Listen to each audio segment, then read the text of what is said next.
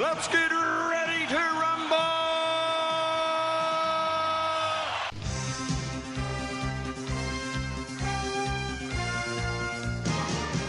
Hello, and welcome to Netflix vs. Cinema, the podcast that is very tired, that's had a long day, and is currently trying to keep eyes open. My name is Tosin, I am your host, and I am based up in Coventry, in the Midlands. And joining me on the Isle of Wight are Sharon. Hello. And joining me from Bournemouth are Shaun. Hello there, hiya. I will be back on the island shortly. You'll be back on the island shortly? Oh. Shortly, yeah. How shortly are Have we you talking? got a date for your moving? I should be back for like the 31st, so the end of the month, really, 1st of June. Okay, so Okay. oh wow, ooh, that's next week. soon. Yeah, not this weekend, next weekend. So, Yeah, how's your?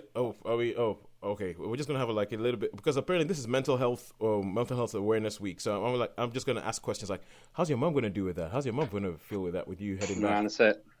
Well, I think we've spoken about it, and I think she's going to be okay. And we're hoping that they relax the restrictions a little bit more. So, maybe my sister or maybe be able to keep a little bit more of an eye on things. Yeah. But we'll see how it goes anyway. See how it goes. So, Because I know you had a place lined up to live, so you moving into that house that you're offered. Yeah. So well, that's good then. the thing is, they want me back at work as well. So I got some work. So I got a phone call. All right. And I thought, All right. I thought, as they've been paying me, I can't really say no, can I? Really?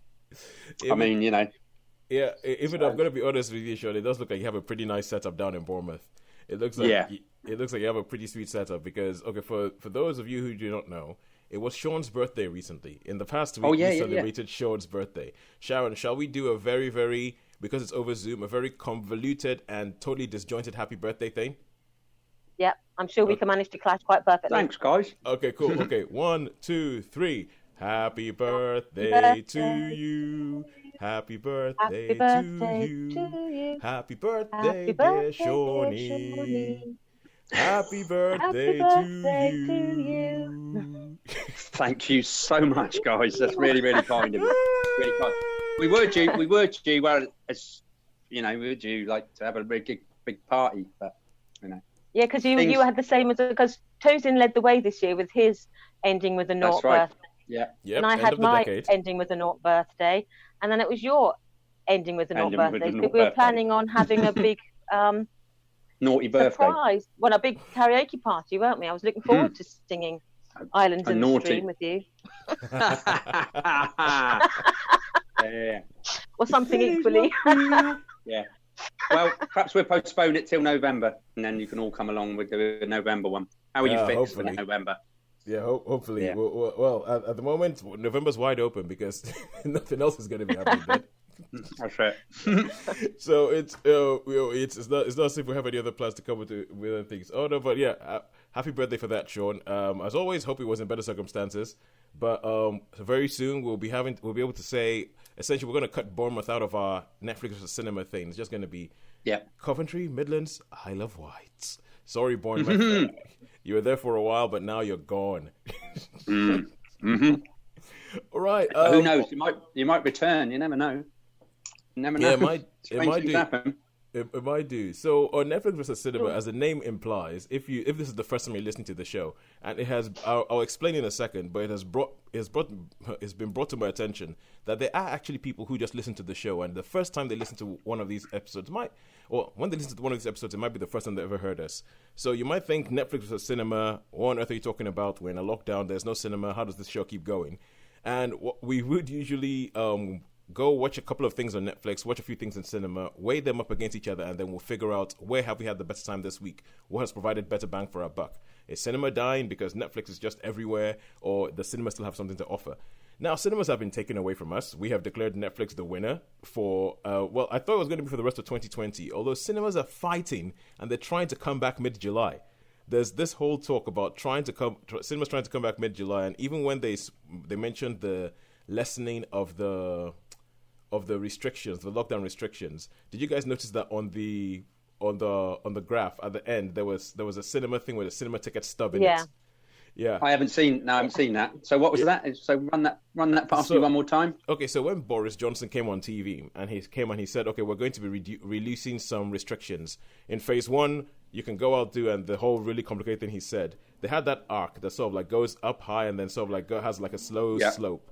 And in phase 3, they mentioned the other things that you'd be allowed to do. And that was where they had the restaurants and the takeaways and things like that. And they also, there was cinema. And there was a stub. There was like a ticket stub, like the sort of wow, was it old really? school Yeah, stub that cool. says like admit 1 or something like that on it. There was an old school ticket stub in there, and it was theatres and cinemas are at the end of the list, but they're there. Yeah, that they are there and they're part of the plan. So much so that superfan Nina sent me a screen grab from her. No, I think she filmed her TV and she was like, "Oh my God, did you see it? Did you see it? Ticket stubs, cinemas, they're coming back." But then, that's as long as that downward trend continues, though, isn't it? It's got to be that downward trend. So the R rate or the R whatever.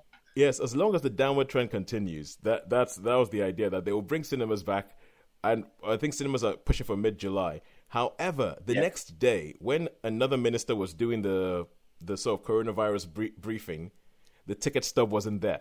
So they had the plates for the restaurants. They had like the drinking thing for like a milkshake cup, but they didn't have the ticket stub. So I was like, ooh, ominous. It's ominous. I'll tell you, it does make you wonder. Like, oh, sorry. Yeah. No, sorry, Shaun. I just realized that I interrupted myself giving an explanation of what we're doing on the show called Netflix Cinema. So, Shaun, please hold that thought. Hold on to that thought. I will try and remember that thought. Yeah, that was the problem. I was like, please remember it. Hold on to it. And, so what we're doing on the show, Netflix Cinema, is that for the first part of the show, we've split into 3 parts now. First part of the show, we'll talk about what our viewing habits have been like in the lockdown. So, because that will be Netflix and Friends. So, Netflix streaming things, Amazon Prime, Disney Plus, BBC iPlayer, normal TV. Wow, who knew? Talking Pictures has actually made more and more of an experience on this show.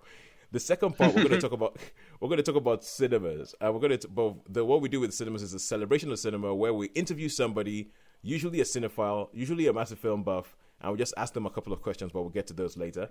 And then in the third bit, we talk about what's happened there and maybe answer some questions ourselves.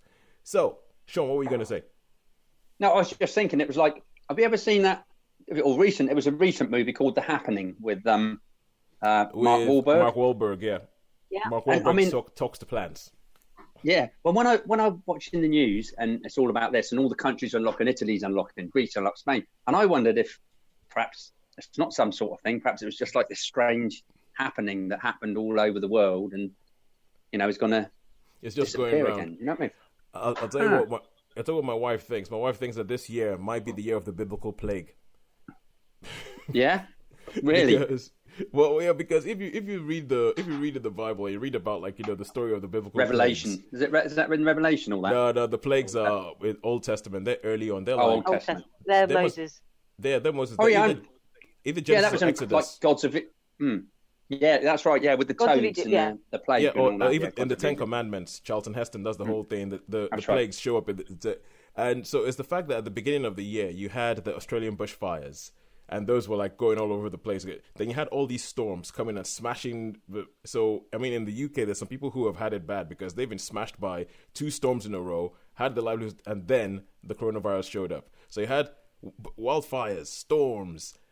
This virus comes in and messes up the whole world, and now we have swarms of locusts that are devouring things in East Africa. Of the world.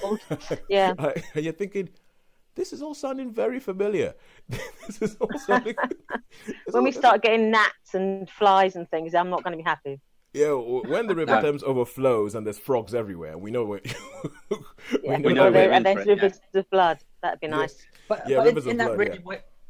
Isn't that really weird? Because I'm sure, I know that's like, is that in what book of the Old Testament is that in then, the plagues? Is that the first one, Genesis? It's either end of Genesis or beginning of Exodus. All right, okay. So, but with Revelation, because by Exodus is all about the Israelites leaving Egypt, and the reason they left Egypt was because of the plagues. So, yeah. So, carry on, Shaun. Welcome to Bible Talk. Welcome to Bible Talk with Tosin, Sharon, and Shaun. One of these. I found a little group, and it was good. It is what you see, and it was all like comic captions from the pre-comic code authority and all that, and like suggestive things, and it is. Was this, it's called, you found a group on Facebook? It's a group. Yes, it is.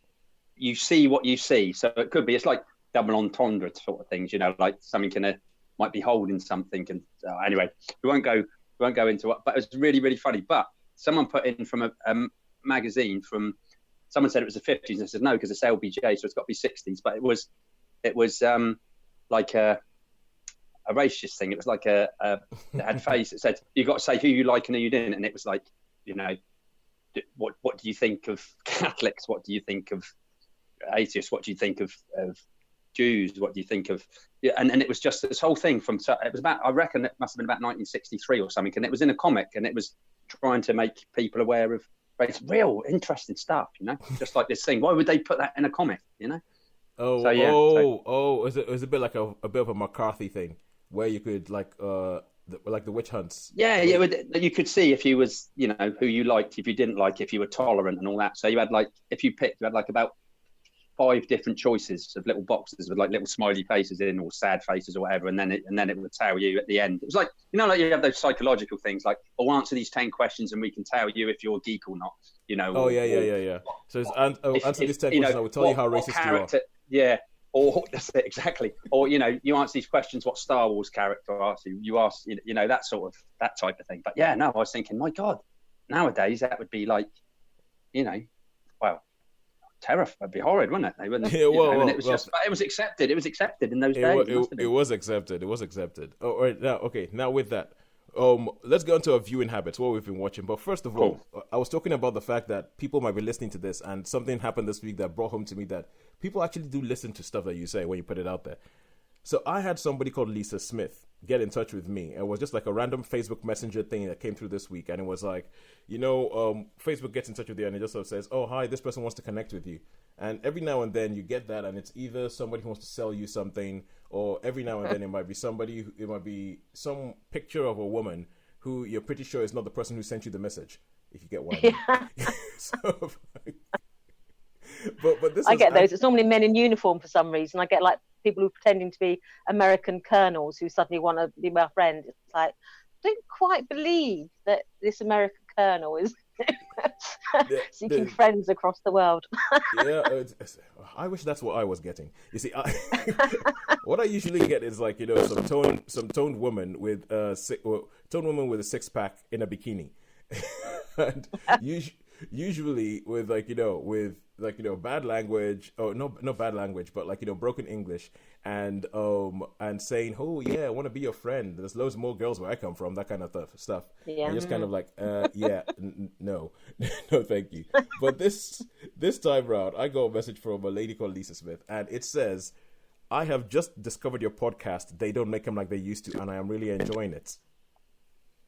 Wow, that's good. Yeah, I know. It's crazy. So for those of you who are listening to this and might not have heard this before, so Shaun and I, and you'll hear it in the interview that we did with somebody else later on, the three of us have been pretty much doing this podcast. I've been doing podcast every Thursday for about 6 years.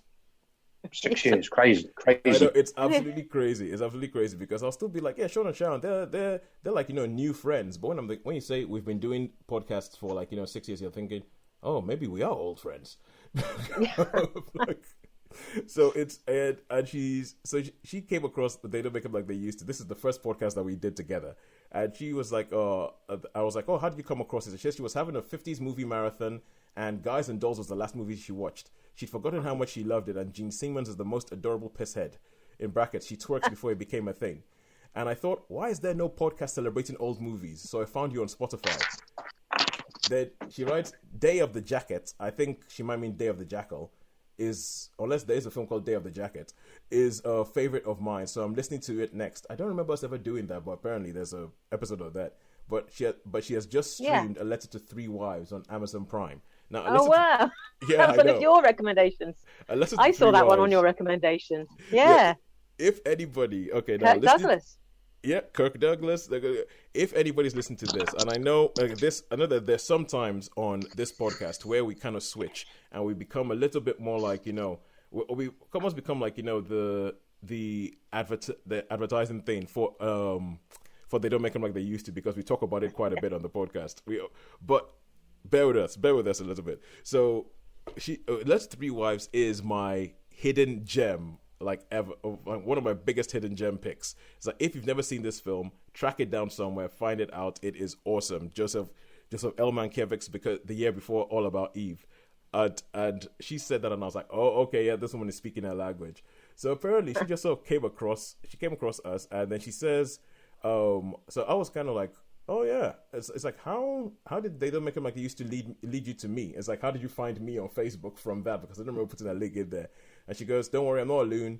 Well, I am, but I'm harmless. I'm a digger and I'm nosy. So I Googled you to see what other stuff you've done and if you've done anything else. So when I'm work later, I will listen to Netflix versus cinema. Hey. Yeah. Wow. That's even cooler. Yeah, no, it's crazy. So it's kind of like, so that makes me think, oh, you know what? People do listen to this, and people actually do find us. Oh wow, that's kind of cool. So Lisa, hopefully, will be on a later. She will be on a later show, and she'll be one of the interviewees. I mean, just sort of digging a bit more into this and how on earth, like, you know, how on earth you found us. But just randomly out there, you put stuff out there, people find you. So just wanted to let you know, Shaun, Sharon, somebody listened to your voices and they like them. Oh, that's cool. That's cool. The other thing is, okay, with what has started becoming another sort of like side feature of this show, of trying to figure out what people look like based on what they sound like. I'm not sure whether you guys noticed. Did you see Yatish responded with a picture of what he looked like on Facebook? No, I didn't. I haven't seen it yet. I saw that honest. picture. Yeah, sorry, my brother just called me on my phone. That's why I had to went a bit funny. Yes, I saw that picture. He is not. He doesn't look much like 50 Cent, does he? No, he doesn't look anything like 50 Cent. Like that. He looks nothing like 50 Cent. I don't think I'm very good at this game. So yeah, he looks nothing like 50 Cent. And yeah, Shaun, you gotta have a look at it and see how different he looks from what you thought he looked like. We're waiting on Sandy. Yeah. We're waiting on Sandy from last week to see what she thinks about what you guys said. Yeah, what have you been watching? Okay, so I've sort of, as I say, basically because my mum watches the TV. Yep. She watches The Chase and all like headheads and that. So what I do is I sit on my computer with the headphones, and I generally, so I can look at that. I can, because she has the subtitles on the TV. Yep. So I might occasionally say, I do love Richard Osman's House of Games. So occasionally I shout. So I'll be watching something on YouTube. Like, what have I been watching? I've been watching hypothetical. It's a weird thing to watch, isn't it? Hypothetical, like if Australia versus New Zealand in a conventional war, who would win? And if China took on the USA, and it's all that sort of stuff. And then so the other one was all World War II stuff. This thing called Mark Felton Productions, which is like the last air battle of the World War II, and that's. I mean, there's just so much stuff on there, really. Yeah. I'm tempted to, just spend. The trouble is, it's like going down a rabbit hole, isn't it? The more the more you click, the more comes out. It says this might interest you. This might interest you. A bit like Netflix. It goes, because you watched this, and it's amazing where you can end up when you follow those things. Can you click on those links? It's amazing where you end up. You can end up watching some really random stuff, and you think, how on earth did I get here from where I was? I know. But but I mean, it is great that you, like you say, go down the rabbit hole, because there was a thing that was all about Hollywood, like, because I was saying on the Western things, and I'll probably do a post tonight, but it was saying who was the fastest draw in Hollywood, out of all the Hollywood stars. And, it was like Sammy Davis Jr., would you believe, consistently was the top draw, because they have this, and Jerry Lewis and Sammy Davis Jr. and then Glenn Ford, but they have this. Apparently, it started off in 1958 in Knott's Berry Farm, which is in California, and it was like they have this competition where they had the fastest draw, and like all the Hollywood cowboys and that used to go and so they could say he was the fastest. So for about 4 years running, it was Sammy Davis Jr. Oh wow, fastest, real draw sort of thing. So right. Yeah. And Sharon, what have you been watching? Well, I've been on Netflix, and I finished watching the season 4 of The Last Kingdom, which is based on a Bernard Cornwell series of books about the Kingdom of Wessex. It's like started off with King Alfred, and it's now moved on to King Athelstan and his descendants. Yep. So yeah, I've been watching that. A bit of historical drama. How historical accurate is it? Oh, probably not at all. Well, I love the way you said that. Because it's all joined together by this. It's joined together by this one character called Uhtred, and obviously he's fictitious. So, well, they do have Uhtred in the history books, but this Uhtred manages to get basically everywhere. He's at every major battle, he sees every major event, and he happens to be, in the centre of all the goings on about the whole the battle between the Vikings and the Saxons. This is before the Normans were in the picture. This is like that about 150 years before the Norman conquest. It's the big battles fought across England's soil was with the Vikings versus the Saxons. And bear in mind that the Saxons were invaders from about 150 years before that. So it's basically one set of invaders fighting another set of invaders before the final set of invaders come along. Is it kind of like the Normans? Is it kind of like, I don't know what that period of time is called, but is it kind of like, the Forrest Gump of that time period, just showing up at all these major things, just sort of showing up? It's like, I happen to be here. I met this guy. I met that guy. He does, but he's, not in a comedic way, but yeah, he happens to be the greatest warrior. He's the greatest lover. He's the greatest fighter. And he basically, he's in there all the major historical events of the day. So he does manage to swashbuckle his way around. That's and cool. It's called the Dark Ages. That period is called the Dark Ages because it's the time of the Anglo-Saxon Chronicle, so we know a bit about it, but it's very biased what we know. We only know it from one side because the Vikings were not writers, they weren't chroniclers. They told everything verbally. It's the Dark Ages because we don't have a lot of written history about that period of time apart from the Anglo-Saxon Chronicle. You Sharon, you need to see this program documentary. It was called In Search of King Arthur, and it was about Tintagel, and it was saying, and it went up to Northumbria, and it went up to fantastic, and it said that it wasn't a violent times at all. Then they've got all this evidence of it was absolute. So there's like a big trading between the Angles and the Saxons and the Vikings. For about 400 or 500 years until the Vikings started coming. Yeah, we had about 400 or 500 years of peace. And up in York and all that, they've because they can do that ultrasound of the ground now and all that sort of stuff, can't they? And they've done. This guy's been there about 18 years, and he's like got a map. He's mapped this picture out, and apparently it shows all these little settlements, Viking and Anglo-Saxon, but they were trading because they've gone underneath and they were sort of trading. And Tintagel wasn't actually Arthur's castle; it was like a major place where they would mine tin, and they would trade sort of all around Spain and everything else like that. Really, really interesting. I'm pretty certain it was called In Search of King Arthur, and it starts off at Tintagel, and they found this massive house and all that. But real interest. Yeah, so that was something I did see, but that was made to. I was into, I go through these phases where I had particular interest in Stuart's history, and I was really into King Oswald of Northumbria for a while. And so when I went to visit my friend in North Wales, I did drag her around the battlefield where he was killed. And it took her to... Is that Offa's Dyke and all that? Well, that's near Oswestry. But it's named Oswestry because where Oswald was crucified. When his body was dismembered and all sorts of awful things happened to him. But I did drag her to where his body was allegedly left and the miraculous well. And she was not the least bit interested. But bless her, she did spend a day with me following in the footsteps of King Oswald and Penda and all those other sort of ancient kings. Hanger and horses. It's funny you say that. It's funny you say that because coming up later in the show, we will have an interview. Today is with Patrick, and we're going to talk about and essentially a bit of the interview talks to is things that a film buffery has dragged other people into, or things that we're really really into, and we end up dragging somebody around who doesn't understand, who doesn't share it, and I was just like, oh, for goodness sake, why? Why? And he has quite a good story about that, where you have somebody doing like a massive. Essentially, you can just imagine the person with him doing a massive eye roll, going, "Oh, for goodness sake, why do I know this person?" So, the Last Kingdom, is that an ongoing thing, or is that something that have you finished the season now? I finished the season. This is the 4th season, but there are currently, I think, 11 books and counting, and I think it's up to sort of midway point in the book. So there is potential for them to keep going. Okay. But it is an ongoing thing. Yeah. So they started off on BBC and then it went to Netflix. And so Netflix have produced at least the last 1.5 seasons, I believe. Yeah. And so what would you rate the fourth season? How many stars would you give it? I enjoyed it more than I thought I would because it is very, it's all about the desirability of Uhtred.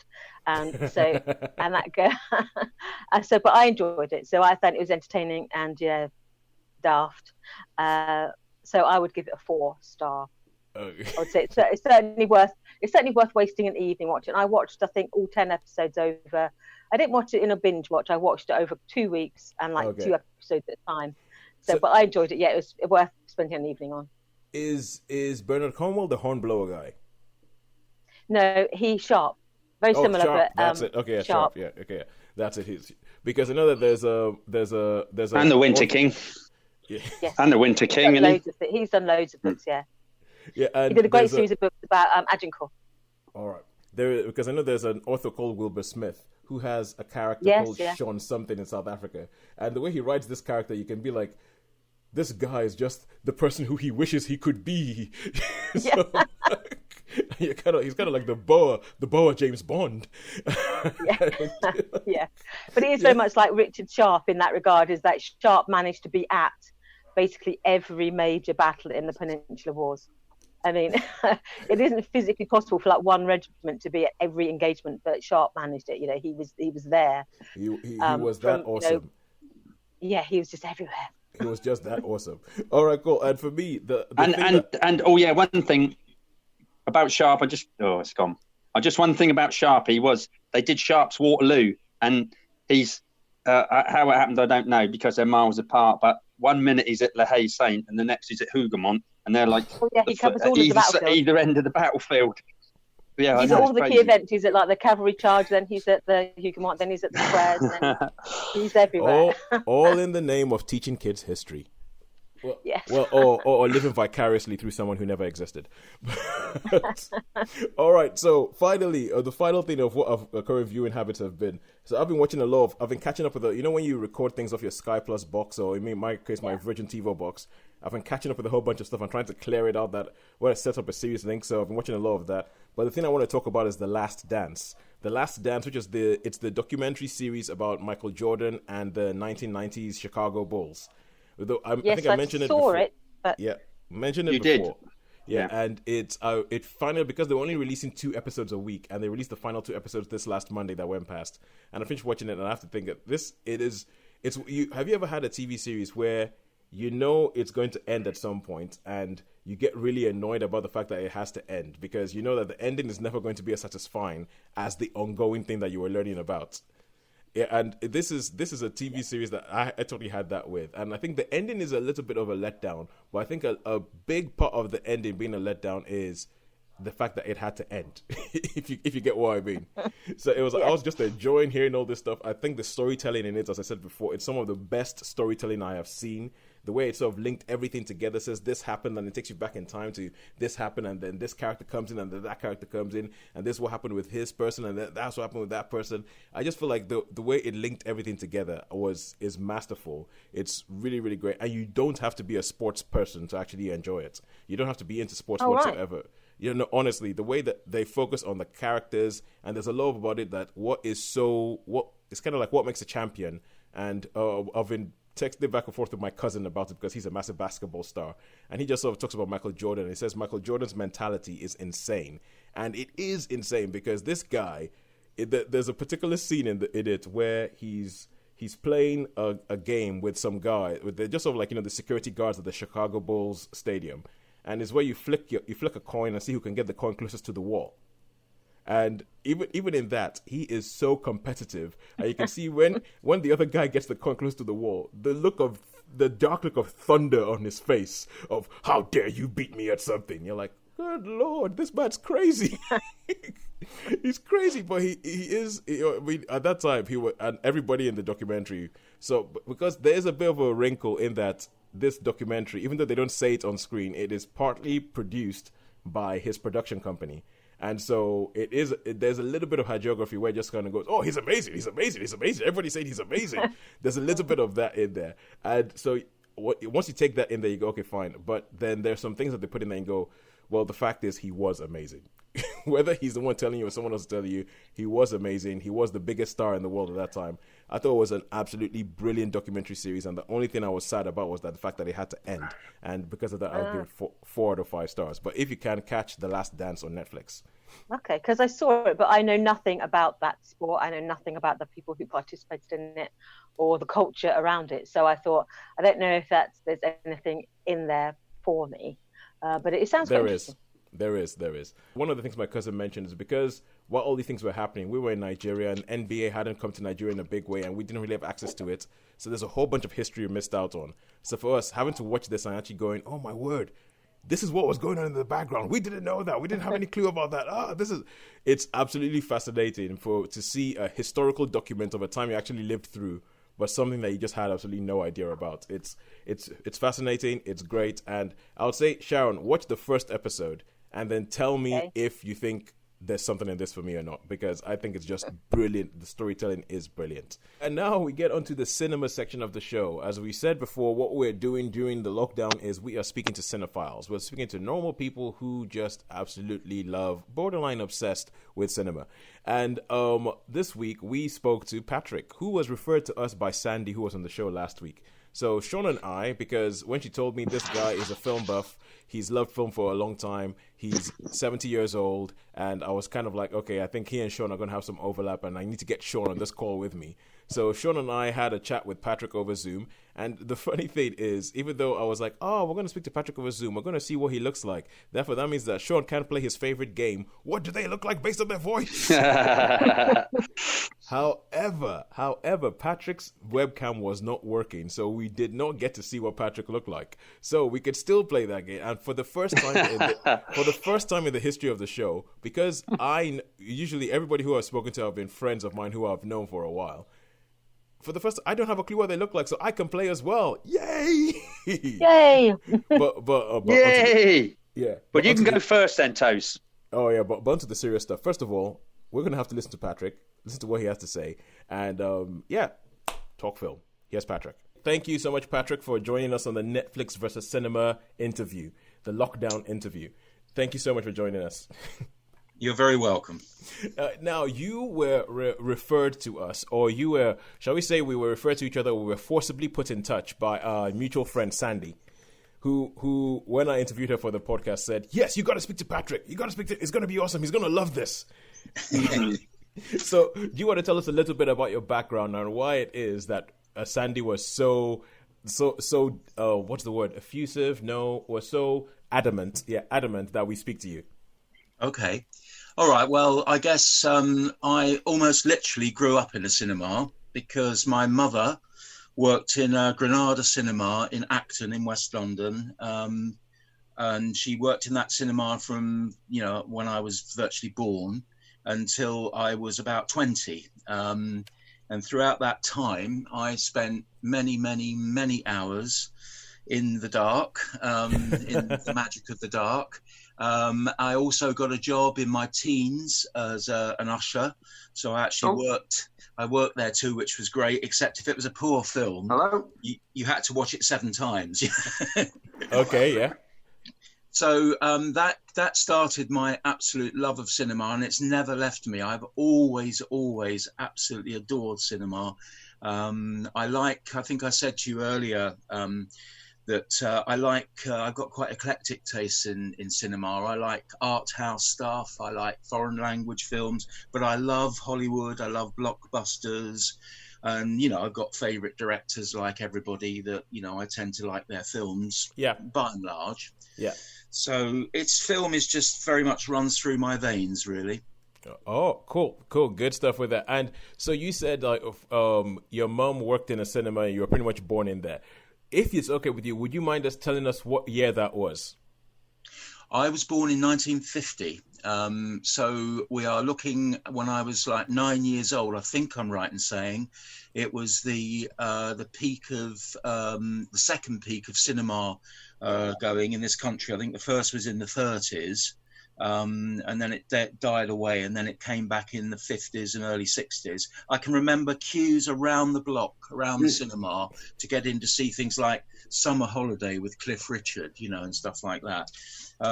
So that 1950. So we're talking about the late 50s and early and mid 60s until I was in my teens, and you know, that's when I stopped, you know, kind of spending a lot of time in there. But I've always loved cinema, always have. I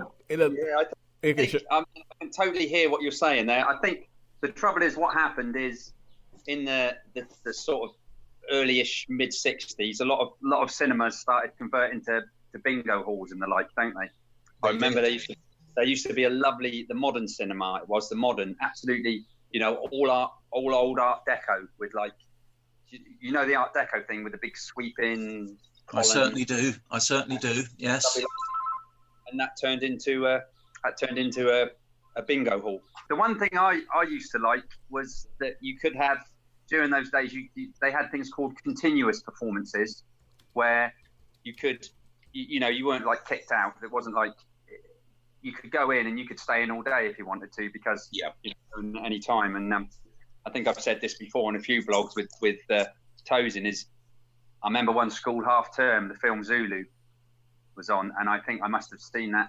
It was half term, and there was 3 performances a day, like a matinee, early evening, and a late one. And I remember staying in and watching it through in glorious 70mm Panavision. You know, I mean, that was No, I know the film well. In fact, that was one of the ones that was on when I was an usher. So I can still remember quotes from it, and I can remember Men of Harlech, which was the song that they sang as the warriors were coming towards them. And great film. Yeah. Michael Caine, of course, amongst others. Yeah. So now, Shaun was saying about talking about these sort of things before, and the first ever podcast that we did together, because I think Shaun and I, we've been doing podcasts for. It doesn't feel like it, but it's about 6 years. We've been doing. Wow, yeah, crazy! That's crazy. We've been meeting up most Thursdays in the last 6 years to record, to ramble and prattle on about film. And the first one that we ever did was one called "They Don't Make Them Like They Used to," which was done because we were on the Isle of Wight, and the average. We were on hospital radio. The average age of people in the hospital was 55. So we said we're only going to talk about films made pre-1980. And we would go and interview people and would ask them all these sort of questions and stuff. So when Sandy was telling me about you, I was like, oh yeah, we need to speak to him. And I think because I think you and Shaun, you both had your first experience in the cinema in a time before I was born. So it's pretty much an era that's dead to me, because you're speaking to somebody who never made it into a cinema until 1996. Okay. And so these are the questions that we love, and I think that there's so much that you can tell us about. I really, really want to go into like, you know, I think you could have a whole podcast on the usher stories of your stories as an usher in the cinema. You already highlighting that on talking about having to watch the same film 7 times, even though it was a stinker. I have so many questions I want to ask about that. but for the purposes of this, we're going to try to keep it because I'm pretty sure we're going to get you back at some point, Patrick. We're going to get you back. Okay, great. I'm game. Yes. And so we're going to ask some of these questions. Shaun, sure. Shaun, obviously, as you've been doing, jump in whenever you hear something that gets you going. Every now and then, I just have to keep Shaun keep the brakes on Shaun, and then just sort of like let him go, because Shaun is like he's excitable, so like he's like oh yeah So if Patrick says something that gets you going, Shaun, go for it. But okay, I will do. But so Patrick, if you could just tell us, with the first question that we're going to kick off with is, what is the first film that you saw in a cinema? Okay, the very first film I remember intimately, I was about 5 years old. It wasn't a contemporary film. It was an old film from 1939, an incredibly well-known film, and the film was The Wizard of Oz. And I can remember vividly the witch and the monkeys, the flying monkeys. And you know what? I had nightmares for for quite a long time because of that film. But there was something else about it because it's very magical. And, it's got the famous scene where it switches from black and white into colour. Yeah. When Dorothy lands, when the house lands from the tornado and she's in Munchkinland. And I've got to tell you, there's a very famous quote from The Wizard of Oz. And I waited all my life. 3 years ago, my wife and I were in Kansas. And as we drove over the state line between Kansas and Missouri, I said to my wife, I have a feeling we're not in Kansas anymore. So it's a great film. I still love it. I still watch it with great regularity. Incredible performances from the Scarecrow and the Lion and the Tin Man. I mean, it's just an amazing film. So that was my very first film. I think it was mid-50s, about 5 years old. But of course, the film was actually made, I think, in 1939. Yeah. I think that happened a lot with. It's like the Disney films. I seem to remember all the way up into the 70s, because I guess there was no video or TV or anything like that. Even the old films from, I often remember school holidays. They'd show Dumbo. Yeah. Seven Dwarfs, and I mean that was in the 70s. They were still showing the Disney movies of a weekend. So yes. I know what you mean. It's and the Wizard of Oz is like timeless, really. Well, it's a perennial, isn't it? Yeah. So okay, I have a question about you waiting your whole life to go to Kansas just so you could say that line. I want to know what reaction did you get from your wife? Was it like, oh my God, this is what I married? Or yeah, you got it in one.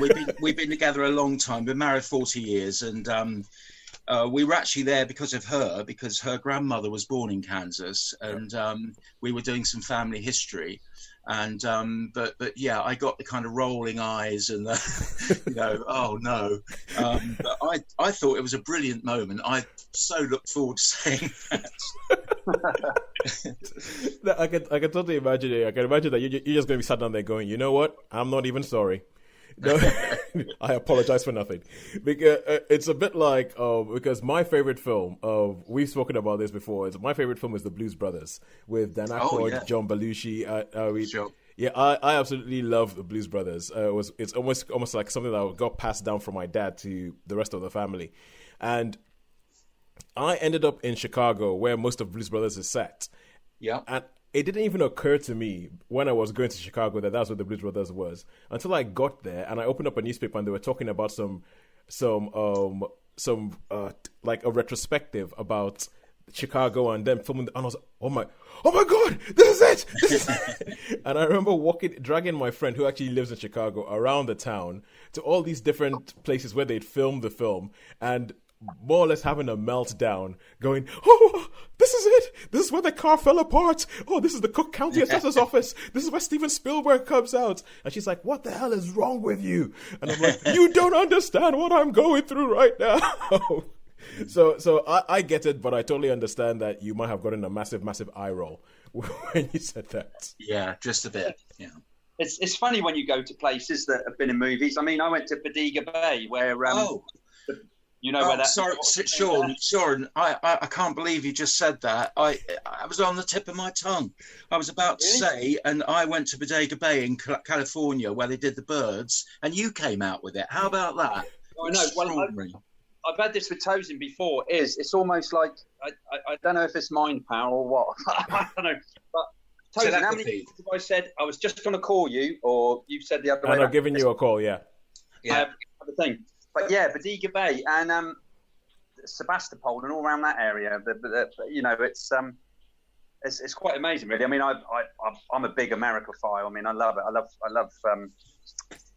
love America, and but that I remember that. But the actual house where some of the birds is filmed is Sebastopol. I think there's a house actually in the bay. The house is there. That's right. Yeah. Yeah, no, well, that was really spooky, that, because I was quite literally, when Tosin was saying about, going to Chicago, and I was about to say, well, I had a great experience in California, because, I mean, being a Hitchcock fan, and I go to Bodega Bay, and it's the birds, how weird. All right, you see, now, this is what... Small world. This is why I thought it would be a good idea for the both of you to talk. Yeah. Okay, Shaun, just one thing. You know your head for your head. I'll say one more thing as well. I know it was a TV series, but it was a film, Twin Peaks, a place called Snoqualmie Falls near Seattle, not far out from Seattle. Oh, okay, yeah. I remember Twin Peaks. That was David Lynch, wasn't it? Lynchy. How do you feel about Lynch films? Do you like mixed? Mixed, yeah. He's hot. Yeah. When they don't work, they don't work big time. But he's a very interesting director. I mean, very, very interesting. I mean, Twin Peaks was a trailblazer. Yeah, yeah. How are you on like the older? I mean, I know they were more on TV. Was like the old Errol Flynn films, like Robin Hood or Gary Cooper, like or those sort of films. You know, the. I'll watch films from any period, and particularly classics. I mean, obviously you've got some great sort of Bogart movies, and which people catch up on. One of my favourite films from the 40s, film noir, is Double Indemnity. Barbara Stanwyck. With Barbara Stanwyck, exactly, and Fred McMurray. And that is a great film. I've actually got that recorded. It was on the box recently, and I've got it recorded, and I'm looking forward to watching it again. I've seen it maybe 4 or 5 times over the years. But yeah, so to answer your question, Shaun, I do like old films a lot.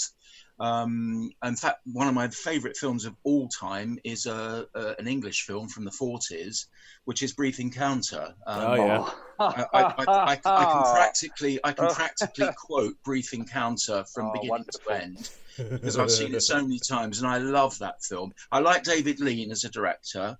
But I just absolutely love that film, that kind of restraint and that sense of time. I mean, it's very dated, obviously, but, it's dealing with emotion and love. And I just think it's a great film.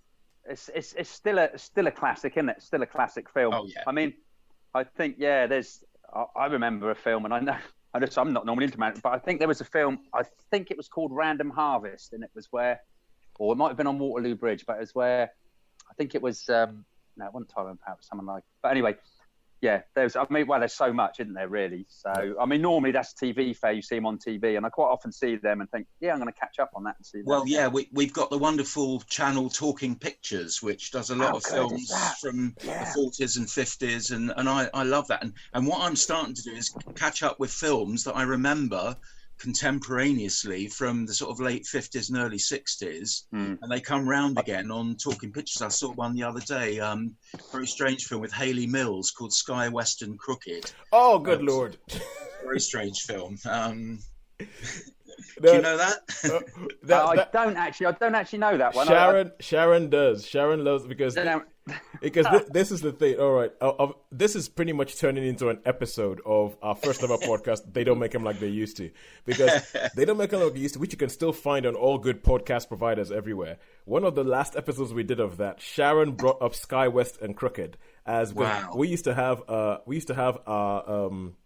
the structure for that was that we would have 4 films each episode. So we would have a bona fide classic that everybody agrees this is a classic. We would have a hidden gem that not a lot of people know about, but we think this film deserves a bigger audience. We would have a patient interview. So the patient will either answer the question, what was the first film you saw in the cinema or your favorite film of all time? And then at the last we would have a exception to the rule, where we talk about a film made after 1980 but still deserves praise. That we still and one of the last episodes, Sharon brought up Sky West and Crooked with Hayley Mills as a hidden gem. How weird. Oh, good Lord. Oh, if only we'd found you when we were doing that show. Yeah. And talking of classic films made after 1980, another favourite film of mine is Witness with Harrison Ford. Oh, yeah? Set in the Amish country. I think it's a brilliant film, and it still holds up very well today. Oh, okay. All right. Now, before we go on, I just want to say one thing. Because obviously we had some technical issues with Patrick not being used to Zoom and not knowing how to get into the whole thing and everything like that. We are currently speaking on a Zoom platform that has been provided by, I think, Shaun, this is actually our first ever sponsor of the show that we're mentioning. Oh, excellent. Yeah. They haven't given us money. That's going to come in the future, Shaun. But but what they have done is that they've made it possible for us to have the Zoom facility so that if need be, we could phone in on a phone. So I'd like to thank Neil Chauhan of Pure Hosting. Pure Hosting in Coventry. They are who thankfully took a bit of his bank holiday, set this up for us, and then left to go make something in a tandoor oven. So, but Neil Chauhan, thank you so much. You guys rock. Thank you.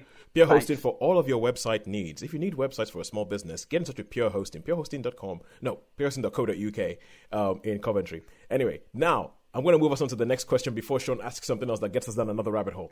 Sorry, yeah. So, what was the last film you managed to catch in the cinema before the lockdown happened, Patrick?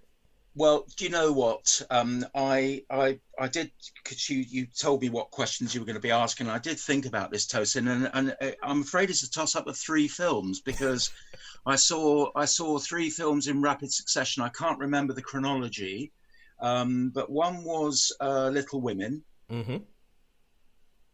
I really enjoyed, actually. I thought it was a good solid Hollywood, and obviously it's a famous story, famous film. Yeah. The other one was 1917, which I found very, very powerful. Yep. Incredibly powerful. I mean, I'm a big, I suppose I could say I'm a Sam Mendes fan, but the other one, The Hidden Gem, if you like, very gritty. Was an extraordinary film called Motherless Brooklyn, with Edward Norton. It was Edward Norton, exactly, who directed it as well as starred in it. I thought it was a great film. I thought it was really, really powerful, very, very powerful. Yeah, I think because Shaun, you caught Motherless Brooklyn out of the you reviewed Motherless Brooklyn on our regular show. I did, yeah. Yeah, it's one of terrific those movie. 3, guys. I can't remember which one was literally the last one I saw. Yeah. Yeah. No, I mean, it's one of those ones that sort of came and went. Really, not many people were it was because sometimes you get a film. That's the problem with the island, is you'll get a film and it will just be like one performance in an afternoon on like 2 days or something like that. So sure, it's. Yeah. I mean, there's an absolutely brilliant, one of my favourite films, actually, or up in the top of my favourite films, is a British film. It's called 71. And that was like, I was so lucky to catch that film, and I'm so glad I did. And I've seen it since, but it's a top movie. It's about in Northern Ireland, in the troubles in Northern Ireland, just starting off. And I don't know that one. It's worth a watch. Directed by a French guy called Yann Damage. Yeah. And it was shot on 16mm, so it's got that grainy 1970s feel about it. Well, my son would be interested in that because he's an historian and he's very interested in the Troubles. He's always reading stuff about, Belfast and Northern Ireland. Yeah. And you could probably guess from my accent and my name, I've got Irish connections. My dad was from Waterford City in the south. Oh, wow. And so, it's part of my cultural heritage, being, over half Irish. But yeah, so I'll pass that on. 1971. Yeah. It's just called 71. Oh, 71. Sorry. Yes. Yeah, but it takes part in that, and it's just at the start, and it's really, really worth a watch. And I'd like to know. Hopefully, we'll have a chat again soon and all that. And if your lad had seen it, he can let us know what he thought of it. Yeah, well, he's very good. He's very critical in the nicest possible way, Yeah, it's a bit of an odd film because it starts off like a normal film and then it goes a bit. Okay.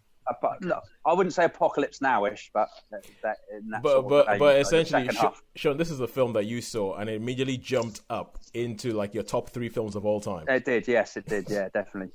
See, another film you reminded me of another film that starts one way and sort of morphs into something else. It's called Sunshine Over Leaf. Do you know that one? Sunshine Over Leaf. That's a musical. Sunshine on Leaf. One. It's a great film. I think it's a really interesting film. That. But anyway, yes. Okay. We're gonna have to spend some more time together. Just having to be able to chat. This is why I said, like, all these people who are interviewing in this lockdown period, I think we're gonna have to get them back onto the show at some point. But okay. So with that, so The last film that I saw at the cinema was a film called Fantasy Island. I would not recommend it. Sean, the last film Sean saw was a film called Bloodshot, starring Vin Diesel, which Sean gives his, oh, it was okay, really, which I interpret as it wasn't that good. But from the films that you said of the last three, because this is spread over a couple of months, the films that you've chosen there, it sounds like you are probably a little bit more discerning in what you go to the cinema to watch. I don't know about that. I'll go and, I mean, I like big blockbuster films. I like superhero film. You know what I mean? I just like a lot of, I just like film, you know, it doesn't really matter. Like to think I am discerning with some things. You read a review and you think, oh yeah, that looks really interesting. The one I haven't seen, of course, is, the one that won the Oscar, the Parasite, which is meant to be very, very powerful. You need to see that one. Parasite, yes. Parasite, yes. Very, very powerful, apparently. Go watch it, and don't let anybody tell you anything before you watch it. Yeah. Okay. If somebody tries to tell you something about what Parasite is about, kick him out of a window. Don't let anybody tell you anything before you watch that film. Yes. Right. All right. Cool. It's funny we should talk about that, because that's like two different films, isn't it? Yeah, Parasite is. It would change around through. Yeah. Parasite is. You just do not know what you're letting yourself in for. I'm not going to get a spoiler alert here, am I? No, you're not. No. I've trained Shaun. Yeah, because I will watch it. I will definitely see it. Anyway. Yes, yeah. Parasite, great film. All right, cool. So going on from that, what you were saying about just loving film, and so next question is, why do you love going to the cinema? Why do you think going to the cinema is a thing? What is it about it? Why has it had this draw on us, so that even though there was a time when it had a monopoly on where you're going to watch something, and then everybody got TVs and everybody thought that would be the death of cinema, didn't kill it. Then everybody got video things where they could video cassettes, and that didn't kill cinema. Why do you think it's a thing? Why do you love it? Why do we keep going back? Okay, well, that's very easy for me. I mean, nothing for me beats the experience of cinema. Okay, it's darkened auditorium, sense of anticipation, excitement, live audience, sharing the emotion.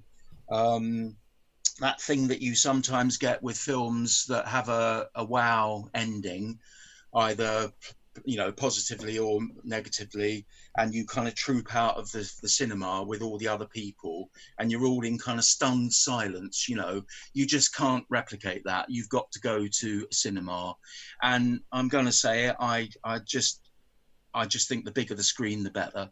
I'm okay about going to multiplexes. I'm okay about watching smaller screens. But you know what? Until you see it on a big screen. I mean, I went to see Brief Encounter at the National Film Theatre a number of years ago now on a Saturday afternoon. And it was an extraordinary experience, because I don't think I'd ever seen it on a proper cinema screen. I think I'd only ever seen it on DVD on television. Of course, it works on television. Yeah. But seeing it in the cinema was fantastic. But yeah, it's all those things really. I think the big one for me is the sense of anticipation and excitement. You just don't get that when you're going to watch a film on television. You don't have that same, butterflies and oh wow, and of course you've made the effort. You've got ready, and you've made the effort to go to the venue, and pay your money and go in.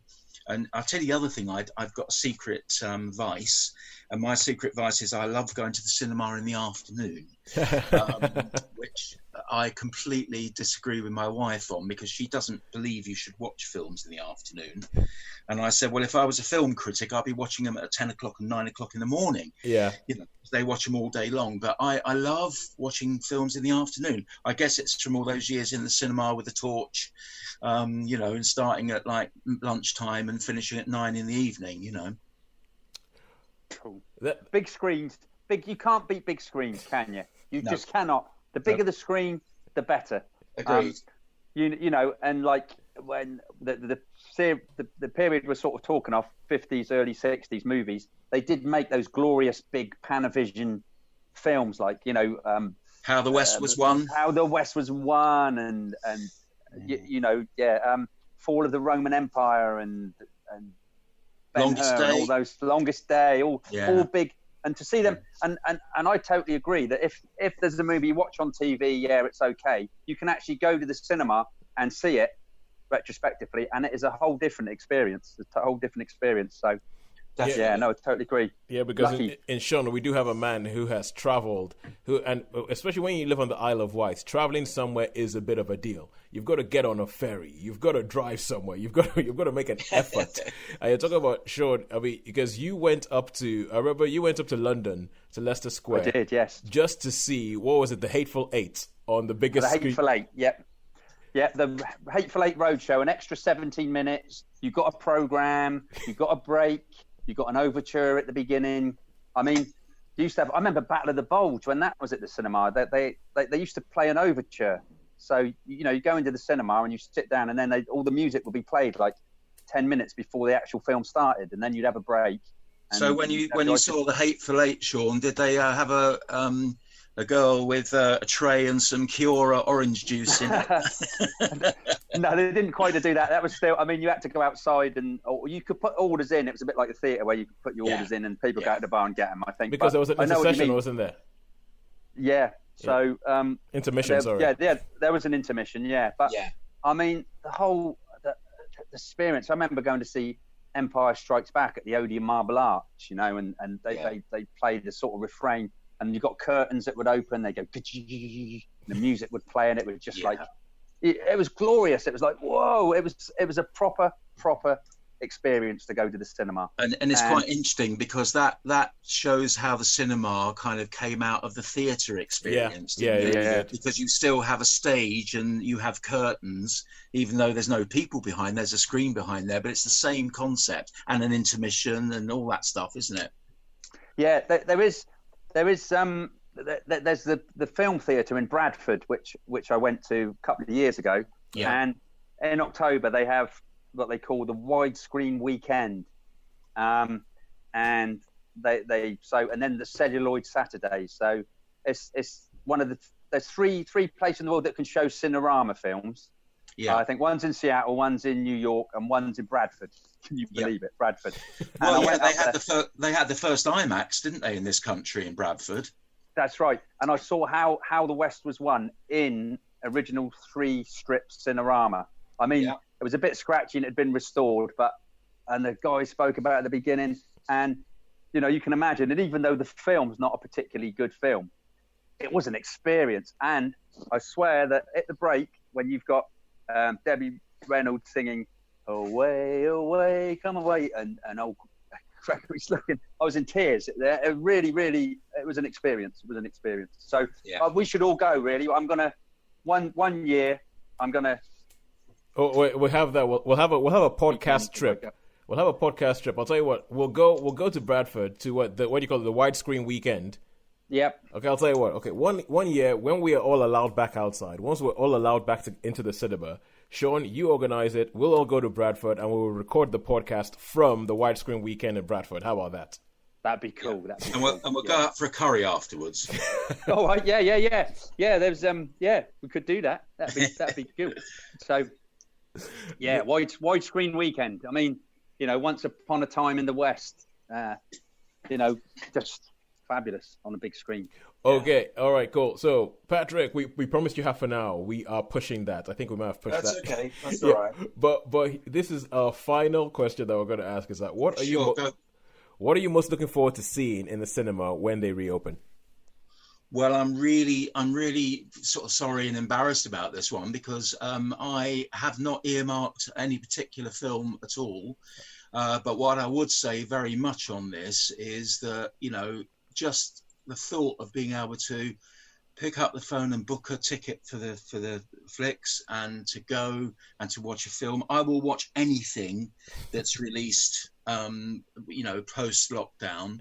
As I say, I'm not one that's constantly on IMDb looking at all the films in post-production and, what's being released in August and all that kind of stuff, with the exception of the blockbusters that used to come out in the summer, the biggies. But yeah. So I haven't actually got an answer to that one, I'm afraid, Tosin. I apologise for that, but no. I just can't wait to get back into a cinema. I don't really care what's on. Good. That's a good answer. No, I think no need to apologize whatsoever. I think this podcast and especially this bit, is not about having the right answer. It's about what cinema means to you, and it's about your personal experience of it. And if you don't have anything to look forward to, or if there's nothing that you've earmarked rather, then hey, I think just the simple fact that you're like, it's been taken away from me. Once it comes back, I will watch any drivel you put in front of me just to be back in the cinema.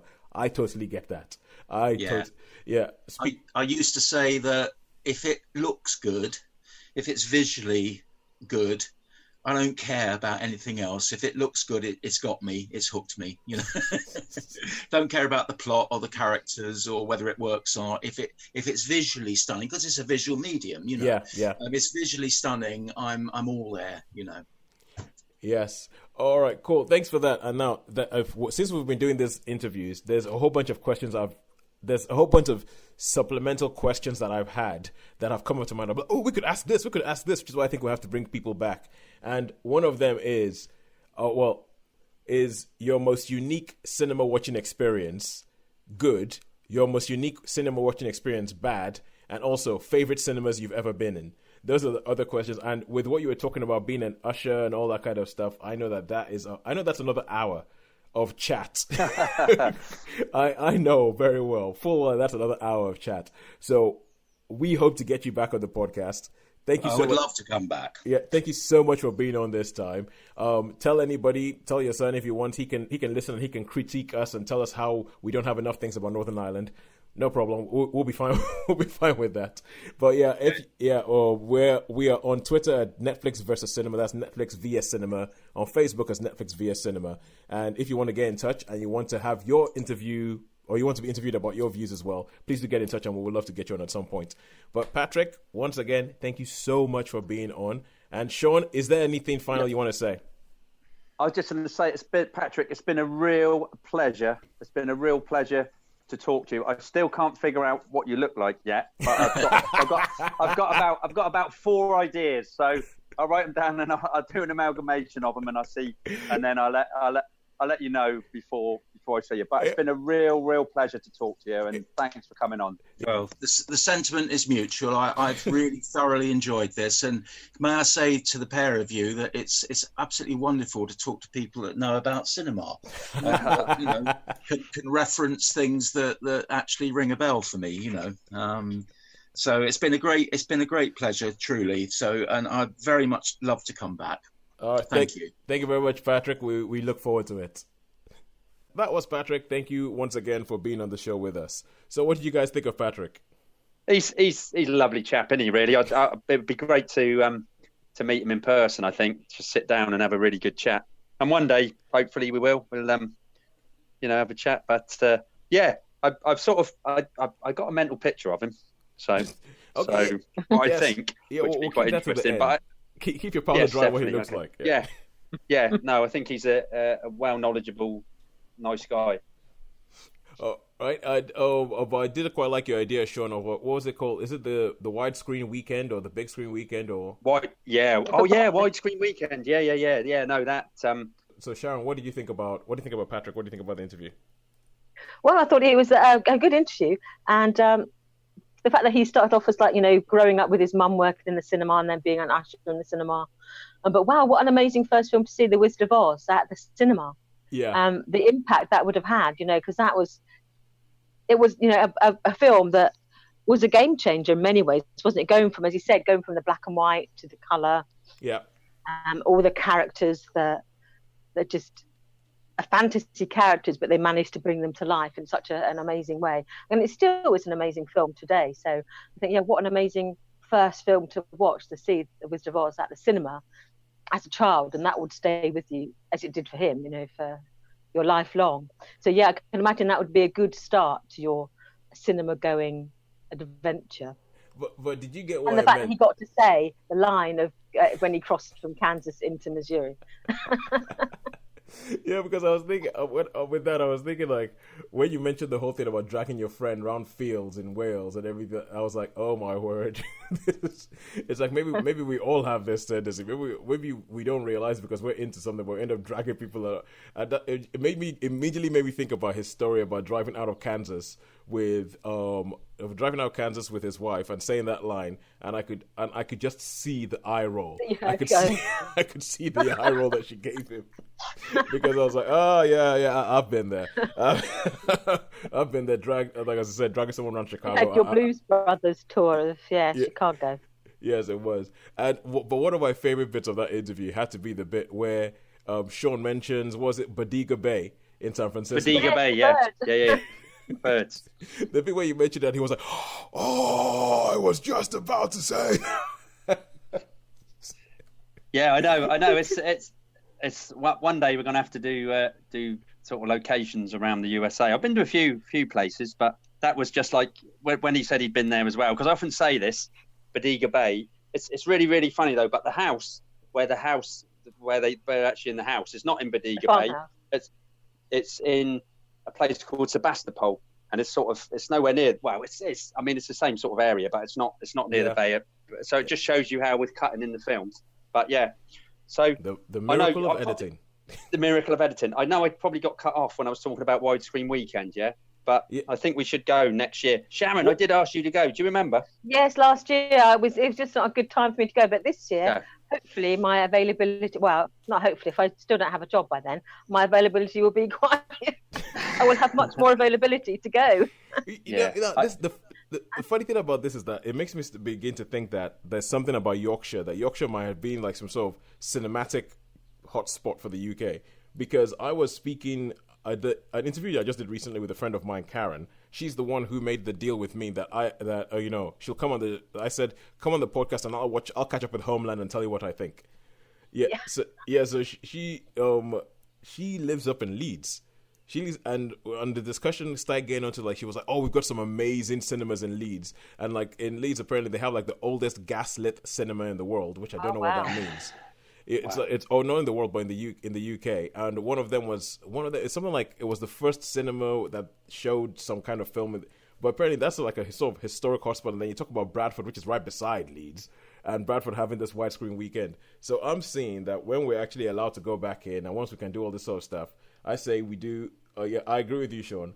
We have a Netflix versus cinema road trip, widescreen weekend, and we actually do the podcast from the widescreen weekend. That would be something special. That would be something special. Yeah, it's great. I know Patrick's in. Patrick said he's in. Yeah. So. Yeah. Well, for me, the highlight. I mean, I know they do show loads of other films widescreen, but the highlight is the Celluloid Saturday, because you still get the old scratchy print, because everything's so nice now, isn't it? All streamed in HD. Stuff, yeah. But and the last one we saw, Deaf Mute Heroin, with that X certificate sign, was just like, oh, it's just like, I don't know, it's just like, oh yes, it's a real trip back. So yeah, I mean, it's well worth it. It's well worth the weekend. Yeah. So. It's funny because, Shaun, you've been talking about getting onto Facebook groups and getting into sort of like discussions of the Westerns. I joined one called Film Club. I joined the Facebook group called Film Club. And there was somebody on there who'd said something like, a poll shows that 70% of people wouldn't feel happy going back into cinemas. Do we think this is the death of cinemas? And I was like, this is like exactly what we've been talking about over the last couple of months. Yeah. It's like, well, I can tell you that I've been thinking about this it's like, you can just imagine me sat there typing on my computer going like, well, I can tell you that I've been talking about this for a long length, and this is what we've come to. This is the conclusions we've come to. And I was essentially being that snotty person that comes up and goes, well, this is the full argument here. This. Cinemas have to raise their game. Yeah, QED, thank you very much. But it was funny that other just came over and I was just kind of like, oh yeah, we have been talking about this. So but people have been talking about it. But I think widescreen weekend, go there, do the thing from there, because I still think, as I said, what this lockdown has shown me is that cinema there isn't anything that can replace cinema. No. There's absolutely a place for it. Yeah, there's anything like the way Shaun's talking about it, and you can actually okay, we're on a Zoom call, and so Shaun has this angle that looks like right up his nose right now. I can see right up Shaun's nose, but you should see Shaun's eye. Shaun went all misty-eyed when he was talking about, when it came over the celluloid Saturday, you could see the scratchy print and all that kind of stuff. I mean, you could just sort of see Shaun's eyes go a little bit misty when he talked about how much it meant to actually watch that print again. So I say, yeah, widescreen weekend. That's got to happen. But referencing Patrick's interview again, he was saying about how cinemas obviously sort of grew out of the whole theatre. Yes. Culture with the stage and the curtains and the way a cinema is arranged, with the sort of the seats that go up and the way you're presented with the performance. And you think people have been gathering in theatres since before the Romans. The Romans had their colosseums and they had their amphitheatres, and nearly every big town had a form of amphitheatre, because there's something about a shared experience, about a shared entertainment that we've been doing for thousands of years. And though it's one horrible virus is not going to change that desire of sort of human behaviour to have shared experiences. Yeah, I think that's the big thing. I mean, we mentioned this being Mental Health Awareness Week, and it's the fact that I think that's a big thing for people is realizing. I've got a friend who's he's in California at the moment. Simon, hi Simon, how you doing? You've got to start listening now to the podcast. And Simon is quite a sort of introvert. He sort of likes being on himself. It's like, and even he's going, yeah, I'm an introvert, but this is getting a bit crazy now. He's like, I'm beginning to crave human contact. So it's even the people who think they don't like people are beginning to realize the point of other people. So I think when we are actually allowed to go back into cinemas, and whether it's a drive-in or whether it's going to be the widescreen weekend, I think there's going to be a massive just influx as people just go there and be like, yes, never leave us again. Because even if we're dressed in a hazmat suit with our own little screen here, we are still going to be in the same room. I'll take that. Hazmat suit, I'll take that. I have to go buy my own one, I'll take that. With a big dome so that you can maybe get your hand in and get your popcorn if you want to. They're quite roomy, aren't they, in there? You could probably put your popcorn inside, take your arms out, and then you'd be happy inside there. I reckon that it should be a hazmat suit. I think a hazmat suit that kind of has like a tray in the middle, and then you get in there and like you get locked into your hazmat suit with all of your popcorn and everything, all your gear. Like that. So you look like Robbie the Robot. Exactly. But he's got like that big, nice, roomy bit. So you could have all sorts going on in there, couldn't you? And you just pull your arms in and hey, you're away. Yeah, exactly. I was actually thinking that I should start marketing hamster balls for humans. So you can get to hamster. Buy some disused Zorbs. Yeah, people don't want those Zorbs anymore. We'll just sit in one of them. Get a Zorb and just roll around town. That's your own self-isolation pod. Just rolling around town, going, take that virus. And then if you want to have a bit of fun, you can just bump someone with it. Yeah. Well, yeah. We could replace cars with it. We'd just be bumping into each other. I'm going to bump on my way from London to Manchester. Yeah. Oh, okay. Right. Now, the thing is, with Patrick, there were just so many things that I was actually making a list of all the films that got name-checked while during the interview with Patrick. I tried to. I lost my way halfway through. It does. It is extensive. It is extensive, the number of films that just got name-checked as we were talking about it. And I'm glad Sky West and Crooked got a name-check, though. I was quite pleased about that. One of my hidden gems. Yes, because Sky West and Crooked. Okay, Sharon. Now this is an interesting thing. If you go on Spotify and you search Sky West and Crooked, that episode is the only thing that comes up. Wow. That episode is the only thing that comes up. I tried it and it's The Jerk, Sky West and Crooked, and I can't remember what the final thing we did was. I know we're back on the whole thing where we're instead of talking about Netflix or cinema, we're talking about they don't make them like they used to. But it's when he said, "Oh yeah, Sky West and Crooked," I was like, I think you actually heard the audible gasp from me on the interview. I was kind of that's one of ours.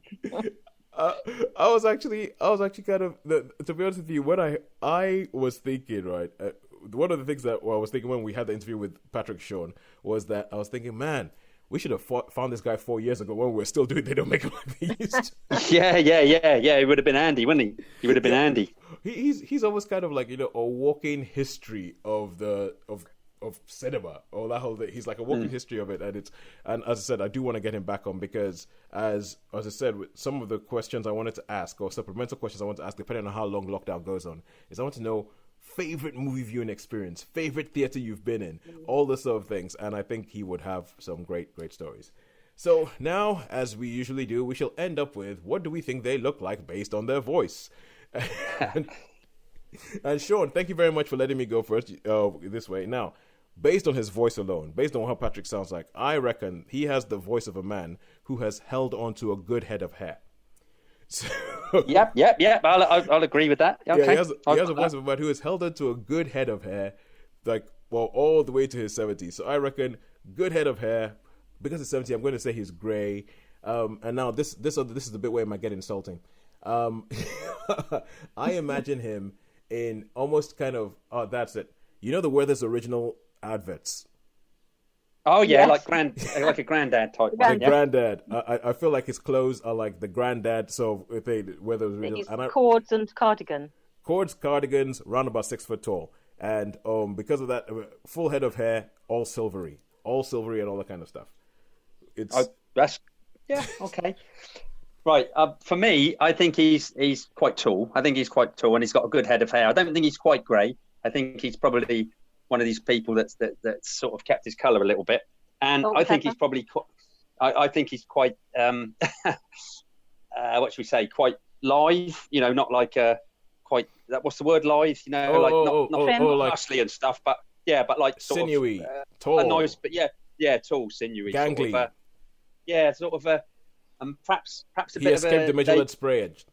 perhaps a David Niven moustache, you know, Ooh. sort of a bit, a bit David Niven-y sort of thing. But anyway, so that's my David Niven. Okay, Sharon, what do you reckon?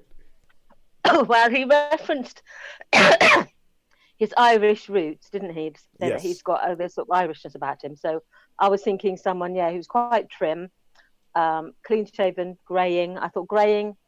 I was thinking, would he be curly headed or would he be more tamed? So I think he probably has an. So I was thinking, my thoughts were going towards like a young John Mills with a hint of Graham Norton about him. Oh dear. Oh, that is a combination if I ever heard one. Yeah. So he's got that twinkle. I think he's got that Irish twinkle, but with the John Mills, the sort of like that frame and that upright sort of. He's been raised in sort of England, but he's got that hint of the Irish. So I was, John Mills with a hint of a twinkle, an Irish twinkle. Oh wow, that's a good combination, actually, isn't it? So it's probably a mixture of all of those.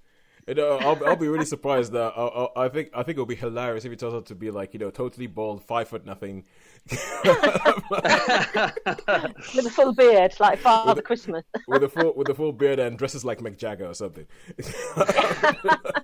Yeah. Whereas we've got like a golfing dad who used to listen to Terry Wogan. Yes, so. Patrick, if you're listening to this, we apologize. We are so sorry. We are so sorry. Unfortunately, you've already seen us, so you can't have any revenge. I'm so sorry. So you know what we look like. All right, cool. One more thing I want to say before I go is, so Sharon, you know the Zooniverse that you were getting involved with the Zooniverse and you were doing a whole bunch of stuff on there. So superfan Nina was listening to the show and she got back in touch with me going, what was that thing again where Sharon was doing all the transcription and all that? And I was like, oh, I know exactly where this is going because Nina's husband, Will, he is a massive kind of like, he's like a research buff. I think essentially it's not particularly, it doesn't matter what the topic is. If you give Will something to research and find out about and come back and tell you X, Y, Z, he loves it. He absolutely loves it. So Nina said that and I was kind of like, when Sharon mentioned it, my first thought was about Will, and I did think I won't mention it to Nina. I'll let her keep her husband for a couple more weeks, because now she's got to figure that between renovating a house and the Zooniverse, she might lose him. Yeah. Oh, but if you explore Zooniverse, there's so much in there.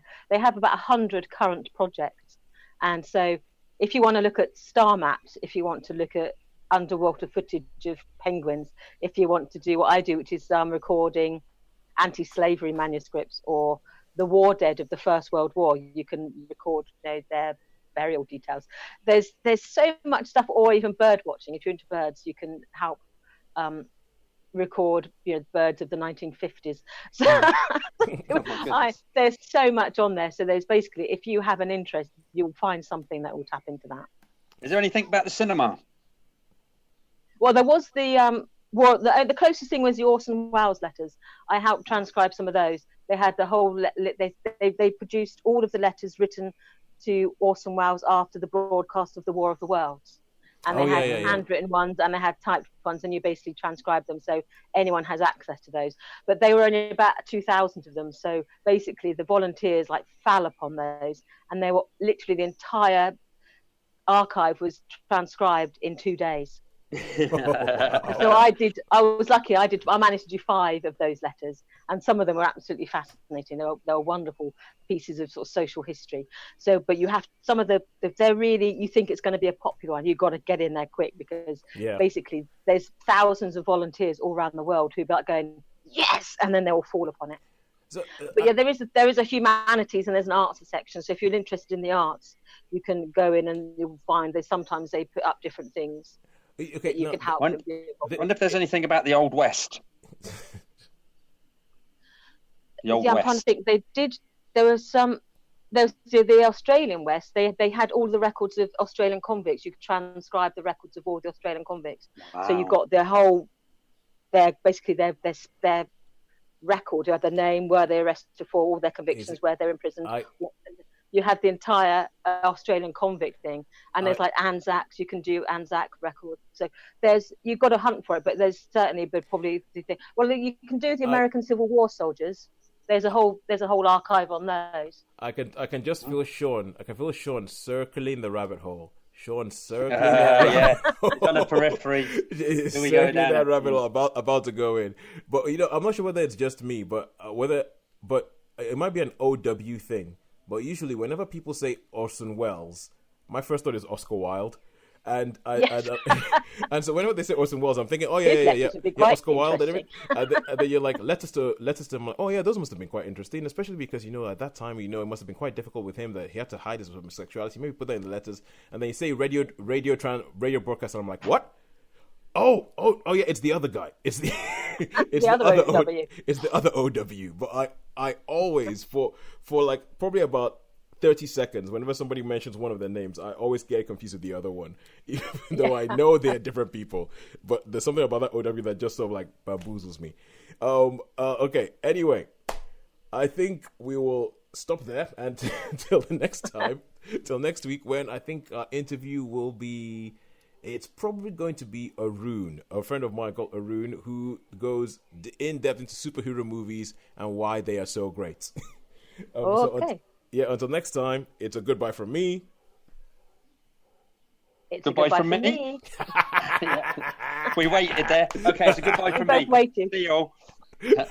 I love that. But you guys being so British about it. After you. Okay. No, at the same time. We're going to at the same time. Oh my word. All right, cool. Until next week, we'll see you guys. Bye. Bye.